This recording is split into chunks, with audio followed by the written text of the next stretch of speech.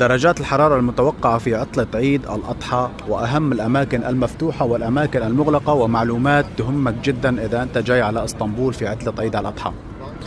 مدة عطلة عيد الأضحى تبدأ في 5 يونيو وتستمر حتى 9 يونيو.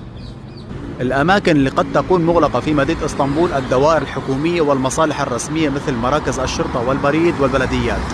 البنوك، جميع البنوك ستكون مغلقة طول عطلة عيد الأضحى. الأسواق الشعبية الكبرى مثل السوق المصري والبازار الكبير قد تكون مغلقة في أول يوم لعطلة عيد الأضحى. بعض المتاحف مثل متحف آيا صوفيا وتوبكابي قد تكون مغلقة في صباح أول أيام العيد. الأماكن اللي تبقى مفتوحة طول عطلة عيد الأضحى: المولات التجارية، الحدائق العامة مثل حديقة كلهانة ويلدز بارك وحديقة الإمرجان، وجولات البوسفور البحرية مستمرة يوميا، المطاعم والمقاهي السياحية وخاصة في تقسيم وسلطان أحمد وأرتكوي كلها بتكون مفتوحة دائما. نصائح ذهبية للسياح في عطلة عيد الأضحى: احجز مسبقا خاصة المطاعم والفنادق والجولات.